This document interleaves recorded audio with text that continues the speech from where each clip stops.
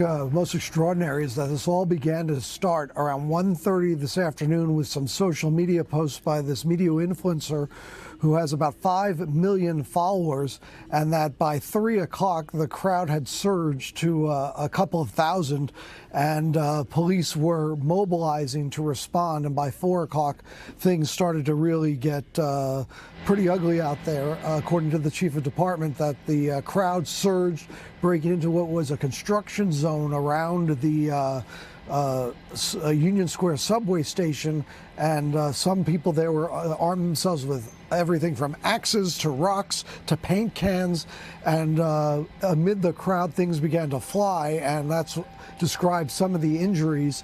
According to the fire department, no one transported by ambulance, at least early on, so at least the injuries described not severe. We're still going to check with some of the area hospitals to see if they had walk-ins. But again, some of the officers were trampled. Some of the officers were injured, hit by rocks and debris.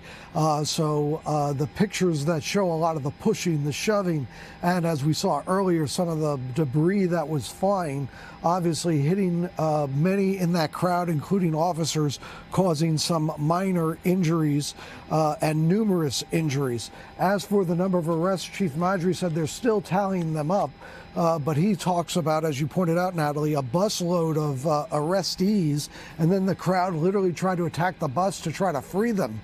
That, according to the chief of department during this briefing. And we did speak with a police spokesman who said there were a couple of dozen arrests, perhaps as many as 40. The social media influencer, Cenat, is in custody. He is being questioned. And as you heard from the chief of department, a determination will be made whether he will be charged inciting a riot, one of the ideas being contemplated, according to the chief of department during that first and preliminary press briefing. The NYPD mobilized its highest level of mobilization. Hundreds and hundreds and hundreds of officers called into Manhattan South and the Union Square area to try to help restore some sense of order, as the crowd not only gathered in Union Square, but then dispersed and were moving along side streets, and they're still following some of those crowds at this hour. But most of Union Square now cleared as police try to get an assessment. But again, this social media event, not coordinated in advance, not pre-planned, and it just shows the power of social media, that one individual with millions of followers could promise a giveaway, and thousands of people showing up in Union Square, causing the chaos we saw this afternoon. And Jonathan, we know the NYPD ramped up their social media monitoring for terrorism and anti-terrorism efforts. Now the chief's saying we may have to take a look. There may be another chapter in law enforcement. All right. We've had crews positioned out to see the dispersal, talk to some of the young people. Checky Beckford is in Union Square. Checky?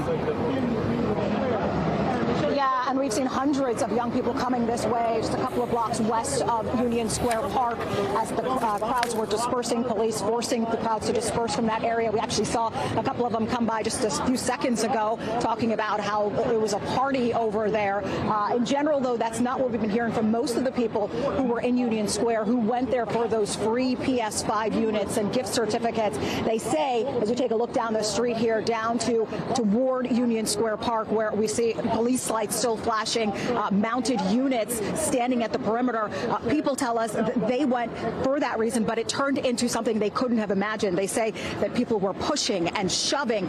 We talked to one man who says that he was pushed to the ground. His face had a visible cut on it. As you heard the chief of department mention, a lot of people were hurt in all of this, bleeding from the head, walking, or people had panic attacks that he noticed. He himself was injured, pushed to the ground as well, which he said he was somewhat embarrassed about. Just a truly chaotic scene. And here we go from one of the people who we talked to, who was a witness, who describes what happened. Take a listen. People standing on top of subway stations, and they were just trying to get wherever they want. It was no cars could not move. Could not move. The traffic had stopped completely. Everybody was doing everything, climbing thing. They even climbed where they were doing the train stop. And I was like, they started throwing paint, fire hydrant everywhere. Dust was everywhere, garbage is everywhere, paint is everywhere. I was scared, honestly. And you heard that witness mention people throwing paint. Well, as the chief of department mentioned, those crowds had gotten into a construction site there in Union Square Park and taken some of that paint. They'd taken things like shovels and even axes, we're told, and were using them, throwing them at each other, at police. That scene, just one that was totally unbelievable. The chief of department saying that they've encountered scenes like this before, but nothing to this level of danger where young people were not heeding those warnings from police when police warned them over and over again to leave the scene. We're live near Union Square. Checky Beckford, News 4, New York. All right, Checky, thank you. Yes, the police chief of department, they're also talking about how they have to go back and check on their officers to see what those injuries were, because a lot of them just stayed there on scene. Including himself, he said. Including himself. And he also said some of those kids had walked out having panic attacks. It's just an intense situation. Let's get out to Jessica Cunnington live where all that action was going on earlier. Looks pretty cleared out now, Jess. Yeah, definitely. And obviously, you just got a really great sum up of what we just heard from Chief of Department Jeffrey Madry about what exactly unfolded here. I mean, it absolutely got out of control, and he really admitted that and said that they're going to really be looking into moving forward how to really prevent something like this from happening ever again. I want to show you some video from earlier. I mean, we were right in the middle of it, and specifically, we witnessed those the fireworks that went off at different points. And they said inside the park, you know, this was really not only people in the crowd versus each other, it was also people versus officers, some officers injured, a lot of young people with minor injuries as well. But this definitely escalated, and I spoke to multiple young people about what they expected to get out of today, and then what, of course, happened once they got here. Take a listen with one witness here. We did not expect for this many people to be out here. It's crazy. And for all this chaos and commotion to be going on, it's like, it's insane. The moment changed when people were throwing like bottles at like the police and stuff. When the Banes, I heard the two Banes, it was like, that's when things got a little crazy. Yeah, I see people throwing water, and that's all. People jumping on top of cars, windows breaking. Yeah, so those are just some of the examples of what people witnessed during really the height of the chaos here that happened in the park. Obviously, right now, we are not seeing any of the crowds in this immediate area. You're taking a look at all the debris and kind of damage to that construction area that's left behind right by the Union Square subway station. But as the chief said, really what happened today, it definitely speaks to the power of social media and also the danger of social media. We will send it back to you live from Union Square. Yeah, all too clear. All right, Jessica, thank you. There is an ongoing law enforcement effort tied to this as the crowds disperse. Let's get to Miles Miller, who's also near Union Square. Miles? That's right. We are at about 16th Street and Union Square, and you can see here they've still got the park closed down for right now. They've done a lot to disperse this area. A lot of the officers who came in from around the city are being turned back to their commands at this point, but you can see just a crush of police who came out here to try to control these crowds. Now, they've done a good job of pushing everybody out of the area south and north, and at this point, what they'll do is try to get any remaining people who were in that crowd out of the area. But they've reopened the streets here, traffic flowing again, and they've got a handle of this situation. I'll send it back to you. Miles, thank you.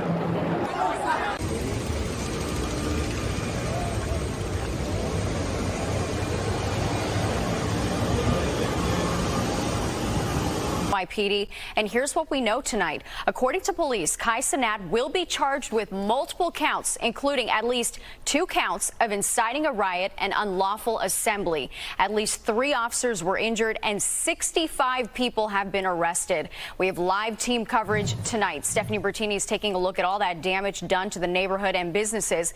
But let's start with Teresa Priolo live in Union Square with the latest from police. Teresa. Yeah, Natasha, Union Square is back to normal tonight, as you can see behind me, and that is remarkable considering what unfolded here just a few short hours ago. What began as basically a pop-up giveaway by a celebrity YouTuber devolved into a massive riot involving teenagers and kids. It became a total mayhem. We were like huddled behind a tree because people started running and there was really no which way for us to go. What started as a peaceful PlayStation giveaway in Union Square by the wildly popular Twitch and YouTube star Kai Cenat devolved into this pandemonium, the likes of which we don't usually see even in New York City. Very big riot. It was just out of control. It was just a whole movie, mad people, a lot of mad chaos. The NYPD got wind of the event around 12:30. At that time, only about 300 people were here. For a long time, it was peaceful. But then Cenat's post went viral. Thousands flooded Union Square, and when Cenat showed up, chaos ensued. This event grew exponentially, rapidly, fast. And again, this is the power of social media. According to the NYPD, once Union Square was wall-to-wall kids, there was no stopping the destruction. Subway service was suspended in the area. Streets were shut down. Construction equipment was used as weapons. Bottles were hurled. Some thought they heard gunshots. Turns out it was firecrackers. It was riotous conduct verging on illegal and dangerous behavior. Young people destroyed our vehicles. My car's destroyed. Commissioner Daughtry's car is destroyed. Other police vehicles are destroyed. They destroyed food carts. They destroyed stores. When we started clearing the young people out here, young people ran through the streets of this city, taking plates off people who are outside dining, throwing their plates at police officers. Cenat has yet to make a formal statement on any of his social channels. He's still being questioned by the NYPD, who say charges are forthcoming. He's going to be charged with multiple counts. At least 2 counts of inciting a riot. 65 people were arrested today, 30 of them underage. Cenat boasts over 20 million subscribers on Twitch and millions more on YouTube and other channels. He's a kid from the Bronx who made it big during the pandemic, reaching the kind of fandom rarely experienced by even some of the biggest celebrities and entertainers in the world.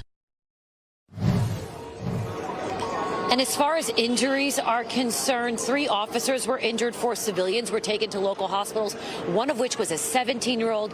Police initially thought he was shot. Turns out it was the fireworks. Natasha, that number is likely much, much higher than what is reported. But a lot of these injuries are things that wouldn't necessarily be told to police, or somebody wouldn't show up to the ER with them. That's the latest from Union Square tonight. Back to you in the studio. Unbelievable images tonight. All right, Teresa, thank you. Yeah, so you seen that, you heard that. Now, woke Mayor Brandon Johnson